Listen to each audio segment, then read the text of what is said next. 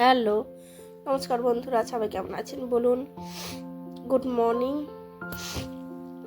আমার অত্যন্ত গলা খারাপ, ওই জন্য আমি কদিন ধরে কন্টিনিউ ভিডিও দিচ্ছিলাম, কোনো এডিট করে নয়, কারণ এডিট করার মতো আমার ক্ষমতাই নেই। আজকে একটু কথা বলার মতো ক্ষমতা এসছে। ওহ বাপরে, এত গলা খারাপ, আমি একদম কোনো কথা বলতে পারছি না। আমি শুধু দেখলাম, এর আগের দিন স্নান পর্যন্ত দেখিয়েছিলাম, আমি স্নান করতে পারিনি ওখানে। আমার বর ওই স্নান করেছিল, আমি স্নান করার মতো পরিস্থিতি থাকিনি। আমি ওখানে পলিউশন দেখে বা পরিবেশ দেখে আমার একদম ভালো লাগেনি, রুচিতে বাঁধেনি যেটা, সেটা আমি করিনি। গঙ্গা মা আমার মাথায় থাক, আমার দ্বারা সম্ভব নয়। আমি শুধু আই এম সারপ্রাইজড কি সাধারণ মানুষের জন্য এই অবস্থা আর ভিআইপিদের জন্য এই অবস্থা। তো মানে ভিআইপিরা তো আমাদের ভোটেই তো ভিআইপি তারা, তো তাদের জন্য এই ব্যবস্থা। আর আমরা যারা ভোট দিয়ে লাইনে দাঁড়িয়ে ভোট দিচ্ছি, তারা আমরা এই অবস্থায় ওই কি লাইনে দাঁড়িয়ে সব কিছুতেই আমরা লাইনে দাঁড়িয়ে থাকবো, আর সব কিছুতেই ওনারা কি বলবো ভিআইপি না কি। জাস্ট জাস্ট অত্যন্ত খারাপ লাগা, অত্যন্ত খারাপ লাগা, অসহ্যকর। মানে কি বলবো না, এক রাস মন খারাপ, এক রাস খারাপ লাগা নিয়ে ফিরেছি, মানে ফিরে এসেছি। ওটাই যেন আমার মানে কি বলবো, কি মনে হচ্ছে, কি যে মনে হচ্ছে আমি নিজেও জানি না। হ্যাঁ, আমার ভালো লাগা হয়েছিল নৈনিতে নেমেই। ফার্স্ট টাইম যে ভিডিও আপলোড করেছিলাম, প্রথম দিন যে ভিডিও আপলোড করেছিলাম, নৈনিতে নেমেই ওই নাচারাটা দেখে আমার ভীষণ ভালো লেগেছিলো। আর এই সন্ধেবেলায় গঙ্গার পাড়ে বসে থাকলে আমার একটা অত্যন্ত ভালো লাগা তৈরি হয়েছিল।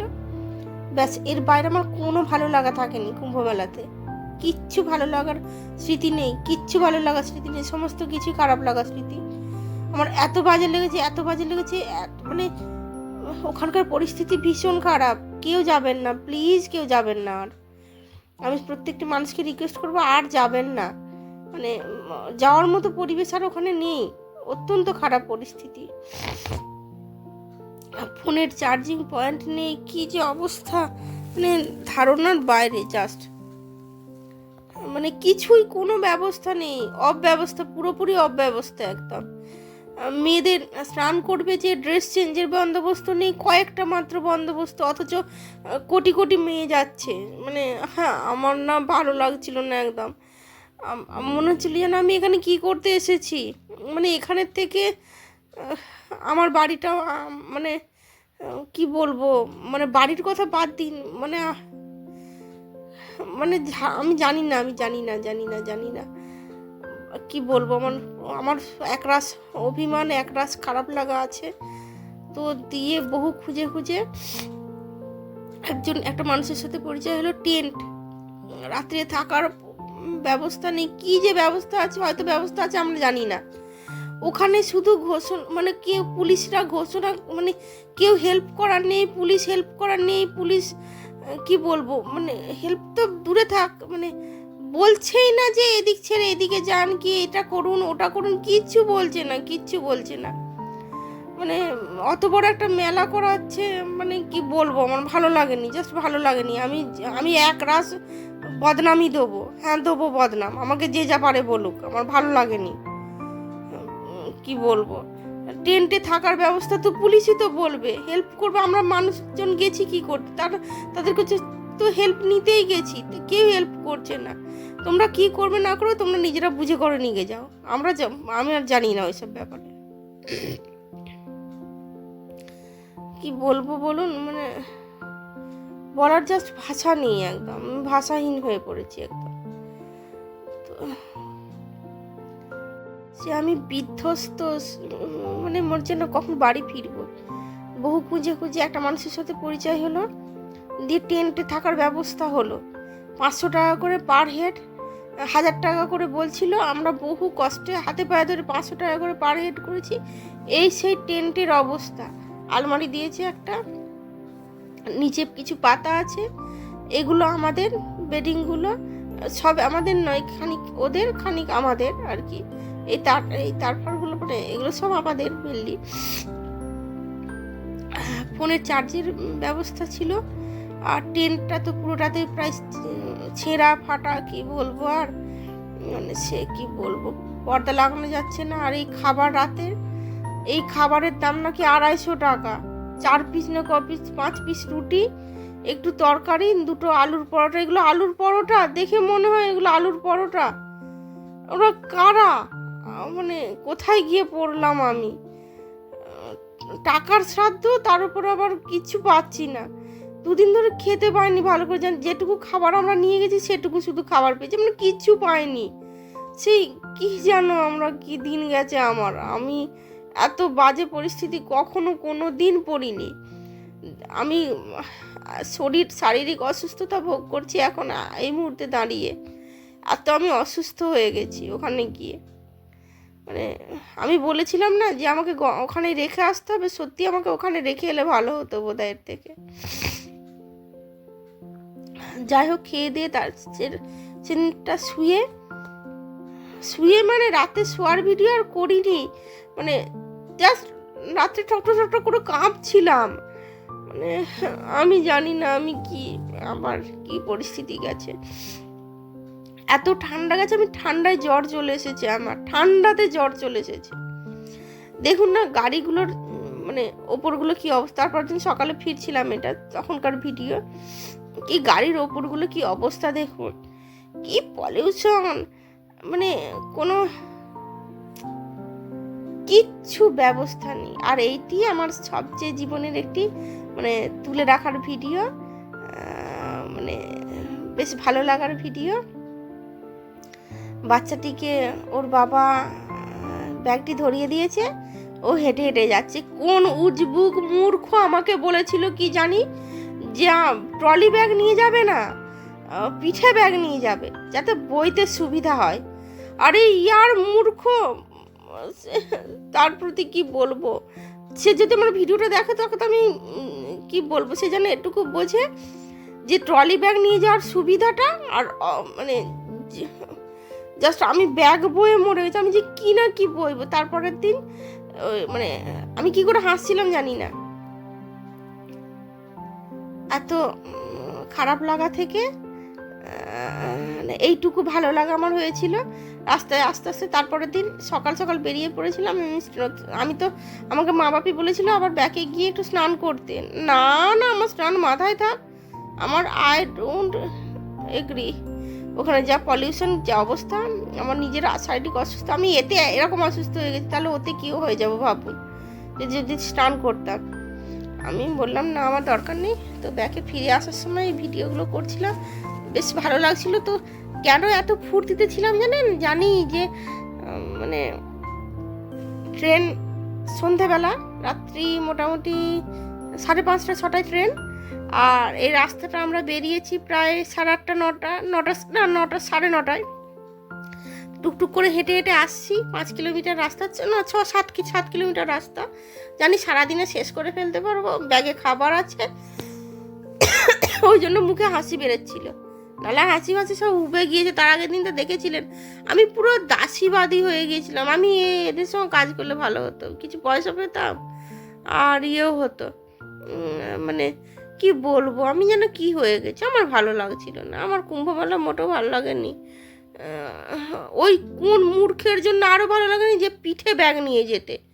পিঠে কেউ ব্যাগ নিয়ে যায়, পিঠে লাগেজ নিয়ে যায়, যারা কম লাগেজ নিয়ে যায় তাদের পক্ষে পিঠে ব্যাগ ঠিক আছে। আর পিঠে ব্যাগ কারা বেশি নিয়ে গেছে? ছেলেরা বেশি নিয়ে গেছে। আমার হচ্ছে ট্রলি ব্যাগ নিয়ে যাও, কি সুন্দর ধরে ধরে হেঁটে হেঁটে আসো। ট্রলি ব্যাগ যাওয়ার খুব সুন্দর ব্যবস্থাও করা আছে, টয়লেট প্রচুর আছে, টয়লেট নেই বলবো না। শুধু ড্রেস চেঞ্জের কোনো বন্দোবস্ত নেই, না কোনো বন্দোবস্ত নেই নয়, আছে মানে যে পরিমাণ আছে তার থেকে প্রায় 100 গুণ বেশি থাকতে হতো, এটা হলো মেন কথা। মানে আছে, আমি দেখতে পেয়েছি, আমার চোখে বোধহয় নজরে 10-12টা আছে হয়েছে।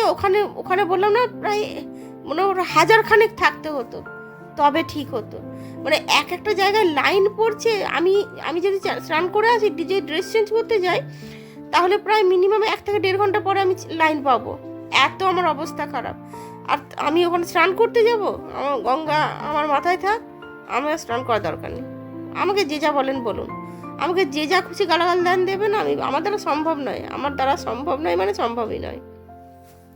হেল্প করার কেউ নেই। যা হোক হেঁটে হেঁটে এদিক ওদিক বসে স্টেশনে এসে পৌঁছেছি। আপাতত স্টেশনে শুধু বসে বসে খাবার খেয়েছি। সারাদিন তো আমরা প্রায় 11:30 12টা স্টেশনে আবার কি হেনস্থা, পুলিশগুলোকে না মানে কি বলবো, শুধু মানে জাস্ট মারধর করতে পারলে মানে বোধহয় ভালো হতো। এই স্টেশনে ঢোকা নিয়ে আমাদেরকে 4বার হেনস্থার শিকার হতে হয়েছে। 4 রকম পুলিশ কোনোভাবেই যেতে দিচ্ছে না, প্ল্যাটফর্মে ঢুকতে দিচ্ছে না, শুধু বলছে ওই দিক দিয়ে যাও, ওই দিক দিয়ে যাও, ওই দিক দিয়ে যাও। আরে ইয়ার আমরা তো জানি কোন দিক দিয়ে যাব, আমরা জানি, আমাদেরকে কোনোভাবেই যেতে দিচ্ছে না। আমার প্ল্যাটফর্মে ঢুকে এই বিভিন্ন কুম্ভ স্পেশাল বা বিভিন্ন ট্রেন দেখে, আমাদের ট্রেন সন্ধ্যেবেলায়, কিন্তু এই যে প্রচুর মানুষকে মানে ফিরতে দেখে আমার ভালো লাগছে, মানে আমার প্ল্যাটফর্মে এসে আমার ভালো লেগেছিল, বা বাড়ি ফেরার কথা বলতে আমার ভালো লেগেছিল। ওহ, অ্যাটলিস্ট বাড়ি তো ফিরবো। আমি তো ভেবেছিলাম আমি ফিরতেই পারবো না, আমার যে অবস্থা। আমাদের কিছু কিছু রং ডিসিশন হয়ে গিয়েছিল।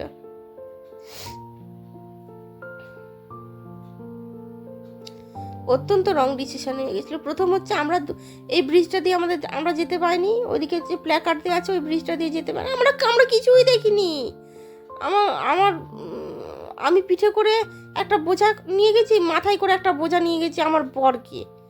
আমার বরের সাথে আমি কোথাও গেলে আমি একদম স্যাটিসফাই হয়ে কোথাও ঘুরতে পাই না, কারণ ওই ছেলেটা, ওর সঙ্গে আমি আজ পর্যন্ত জীবনে কোনো দিন কখনো আমি ঘুরে স্যাটিসফাই হইনি,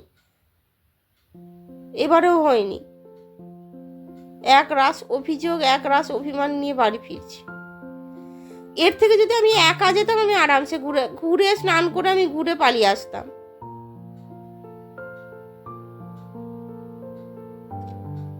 আর কেন জানি না ওকে দেখি রাস্তা বন্ধ করে দিচ্ছে, আমাকে রাস্তা বন্ধ করেনি কিন্তু কেউ, কোনো পুলিশের নিয়ে আমি এত অভিযোগ করেছি, আমার কোনো অভিযোগ নেই। ওর জন্য সমস্ত বাজে জিনিস তৈরি হচ্ছে। আমার সব পুলিশগুলো রাস্তা বন্ধ করে দিচ্ছে ওকে, মানে ওর জন্য। ওকে দেখলি রাস্তা বন্ধ করছে, কেন জানি না, ওর প্রতি কি অ্যালার্জি আছে, আমাকে দেখে কিছু বলেনি। এটা প্রয়াগরাজ স্টেশনের বাইরেটা বেশ ভালো লাগছিল। খাবার খেতে বেরিয়েছিলাম, আমার খারাপ লাগছিল, ও যে চুপ করে বসে আছে, বলছে তুমি খাবার জোগাড় করে এনে দাও, তুমি এই জোগাড় করে দাও। আমাকে মানে কি বলবো, আমার না ভালো লাগছে না, আমার আর কিছুই ভালো লাগছে না। আমি যে কি করবো আমি কিছুই জানি না।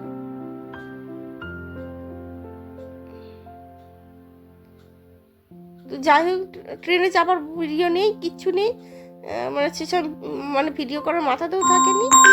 তো আপাতত এই পর্যন্ত আছে। এটা আমাদের মানে যখন আমরা লোকাল ট্রেন থেকে নেমে একদম বাড়ি ফিরছি টোটোয়, আমার মুখের কি অবস্থা আপনারা দেখুন।